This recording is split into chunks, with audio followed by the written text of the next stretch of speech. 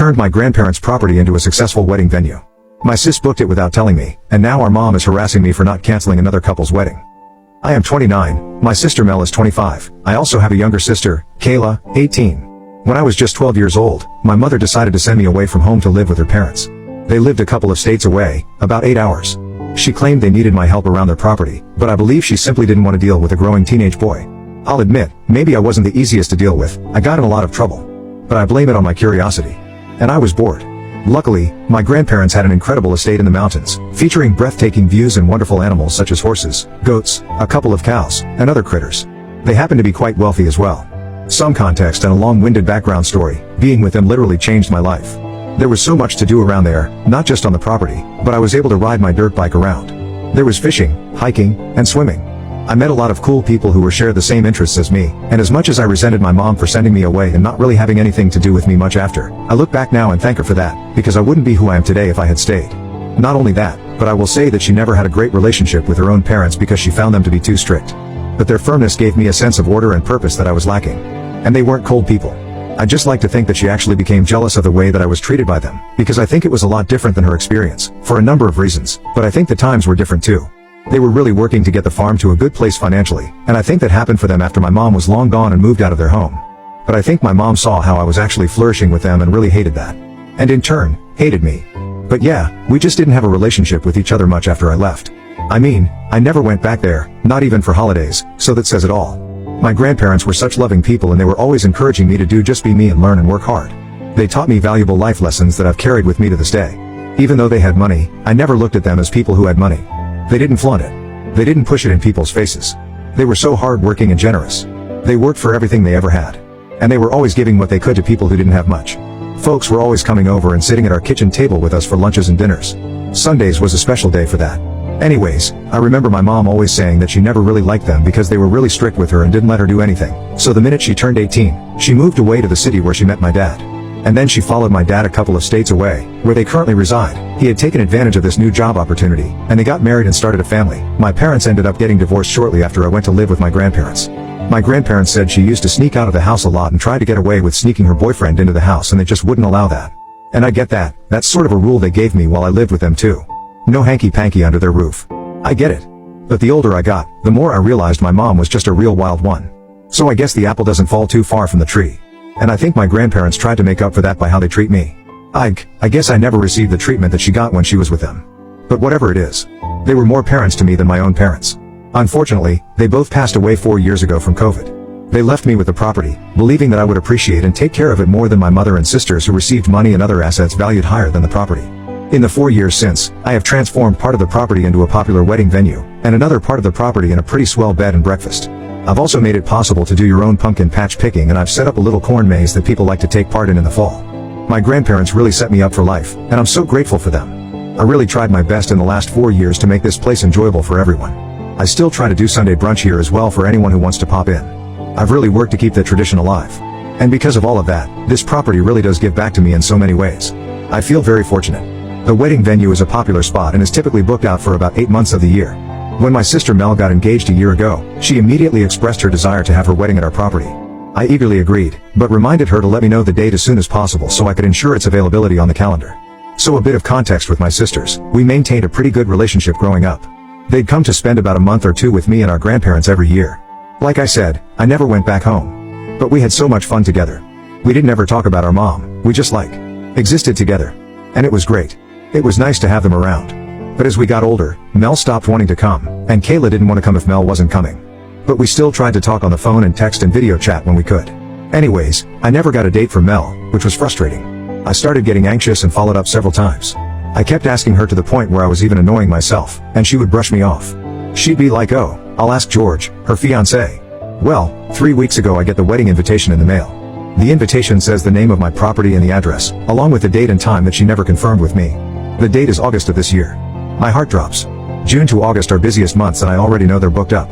I quickly phoned her to let her know that the date she requested has already been booked and I'm sorry, but I'm unable to make room for her. Then I ask why she didn't tell me sooner. She apologizes and tells me that she's just had so much on her mind and she feels stretched thin. And I say, "Mel, I told you that you had to tell me right away because this place gets booked up 8 months in advance." She starts crying and she says I need to work my magic and make this happen because she thought she told me the date. She's put all of the deposits on the caterer. She's not using our caterer BTW. She's using an outside caterer, she photographer, and whatever else. She said she sent out the invites to over 200 people already. I said, Mel, the weekend you want is already booked and they've already put their deposits down. They left us a deposit 9 months ago. In fact, I can't just cancel their wedding when they were responsible enough to get their venue sorted out. Well, she calls me selfish and she said I'm ruining her whole wedding and there must be something I can do. I took a deep breath, trying to steady my emotions as Mel's accusations pierced through me. I never wanted to disappoint her, but I couldn't ignore the commitments I had made to other couples who trusted me with their special day. Mel, I'm truly sorry that this has happened, but I can't just cancel on another couple to accommodate your wedding. Mel's sobs echoed through the phone, and her words came out in between what sounded like hiccups. But this is my dream wedding, and everything is falling apart now because of you. And I said because of me? You didn't send me the date when I repeatedly followed up with you. This is on you. She starts sobbing and she tells me that Grandma and Grandpa would be so mad at you. Taking a moment to collect my thoughts, I spoke firmly yet calmly into the phone. Mel, I understand that this is important to you, but you need to understand that I have obligations to fulfill as well. I'm running a business here, Mel. I can't just disregard the commitments I've made to others who have entrusted me with their special day. I told her that she needs to figure something else out and I end the call. Well, within the hour I get an unknown number calling my phone. I pick up, it's my mom. She tells me that I'm being completely disrespectful to my sister and that I'm just jealous and I'm trying to ruin her day by making up excuses. She said if I don't book my venue for my sister that she's going to get her and her friends to blast the venue socials and give me bad ratings. She said I'm just being an entitled brat and trying to play God. I literally laughed at her and I told her to go ahead. I said how is it that other people can manage to book in advance and get a confirmation from a venue, and yet my sister can't do the same thing? I said wouldn't that make her the entitled brat thinking that I was just going to drop everything and cancel someone else's wedding for her?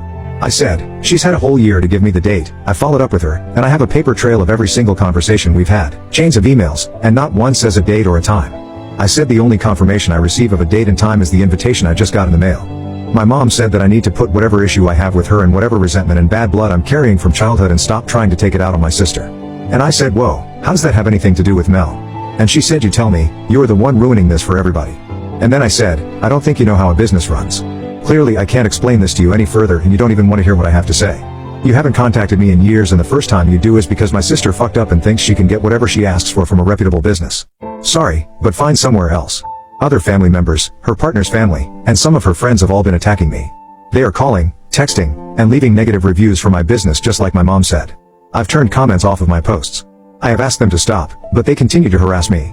I tried to tell them my side of my story with no avail. I even contacted my sister Mel again and told her that all she had to do was let me know the date of her event so I could make arrangements. She started yelling at me, claiming that I was ruining her day. Her fiancé even got involved and started cussing me out and telling me that I've ruined everything. Mel said the property belongs to our family. She had already sent out the invitations and couldn't back out now. She wanted me to cancel on the other couple who have been booked for a year now. She said she's just going to get the guests to show up anyways and everything is going to go as planned on her end. I decided to only communicate through business channels like our recorded phone line and emails. If anybody called in to talk about the matter, I told them to transfer the phone to me to deal with because they were starting to harass and verbally assault my staff. I tried to compromise and suggested 3 alternative dates around the same time, but they were during the week and significantly less expensive, but that wasn't good enough for anyone. I said if her and her guests do end up showing up on the same day as the other couple, I'd have no choice but to turn people away, after they'd come all that way, and to potentially get the police involved. Ada? Update. Okay. I'm back with an update. There's been some interesting developments. First of all, eventually I just said that if I catch any of them or their guests on my property on or around that date, they'll get arrested for trespassing. So then shortly after I really put my foot down, I get a call from my sister Kayla saying that mom's gone and hasn't told them where she's gone to. She's been gone for 2 days. I'm like okay. And Kayla's like yeah, just be careful, she might be heading your way. And I said she wouldn't have the guts. But, turns out, she did have the guts. Who rolls up after hours other than my very own mother who I haven't seen in person since my grandparents passed away. She's in the family van.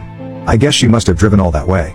She pulls right up to my house, gets out and starts knocking on the door and yelling and saying that she knows I'm in there because the lights are on. So I got to the front door and without opening it, I'm like if you don't leave now, I'm going to call the cops because you're trespassing on my property. And she said you can't call the cops, I grew up here. This is my house. So then she tries to get at the door and she's literally heaving on the handle and then she's using her full body weight to try and open the door. I'm like Kay, well, here we go. I call the cops and I tell them what's happening. At this point, my cameras are also recording everything too. So yeah. She's essentially breaking down my door when the cops arrive. They arrest her and take her in. Her van gets towed. I call my sister Kayla and tell her what happened and Kayla starts crying but she gets it. I said this isn't her fault and it's not on her. I said mom made her own choices and it's led her to where she is today. The next day I get a call from Kayla and she's like you gotta sit down. And I'm like are you okay? And she's like, oh yeah, but mom's been lying to everyone. Apparently my mom had told Mel that she could help out by booking the caterer, the photographer, and putting all of the deposits down for everything else. Mel took this as genuine because she was actually getting pretty overwhelmed with the whole wedding planning thing. I guess Mel is actually pregnant. She hasn't told anyone but Kayla, our mom, and her fiancé. She's been pretty sick and she actually hasn't been feeling all that well. So I felt pretty bad about that. But anyways, yeah, so Mel was thankful for my mom's help. She gave my mom the cash to do all of this. But I guess my mom gambled the cash away. So when Mel went to contact all of these other vendors to potentially change the date to something that was available here, all of the vendors that my mom was supposed to contact said that nothing had been set in stone yet and no deposits had been made. That's when they started doing some serious digging and discovered that my mom was totally broke and the bills and utilities hadn't even been paid. Kayla found letters hidden in my mom's room that said the house was in danger of being foreclosed. Well, she had no idea. Nobody had a clue. Apparently Kayla was talking to our dad and he said he received a few calls from our mom asking if she could borrow some money. He asked what was going on and she said she just owed some people some money and said she's been having a hard time mentally. Not only that, but when our mom received her inheritance, she quit her job, so she didn't even have an income coming in. I called Mel and told her that Kayla told me everything and that I was really sorry. She started crying and said she was sorry too and she had no idea. She said mom was really pushing her to have the wedding at my property because she was saying that I likely would let them get married here as a gift, so it would be free. Apparently my mom said she'd take care of that. But she's been so sick with this pregnancy that she forgot to tell me the actual date. She legitimately thought she had told me. And I said that I was sorry for speaking to her that way. She said she was sorry too. She said nothing's even booked, so the wedding has been technically postponed to the same time next year. In looking at my books and the calendar, I said that date and time was totally free for next year. I said I'd give her a significant discount on the venue and our caterer. Edit, the house ended up getting foreclosed. My mom actually never returned home. She went to go and stay with some cousin of hers down south. She doesn't speak to me, nothing new, or Mel, but she texts Kayla just letting her know she's okay every now and again. Kayla's going to live with Mel while things get sorted, I guess. I'm trying to stay out of it. But she's staying with Mel until she goes to college, and she's welcome back in the summers. She also has plans to come stay with me every now and again, and we're thinking everyone can come out here for Thanksgiving this year.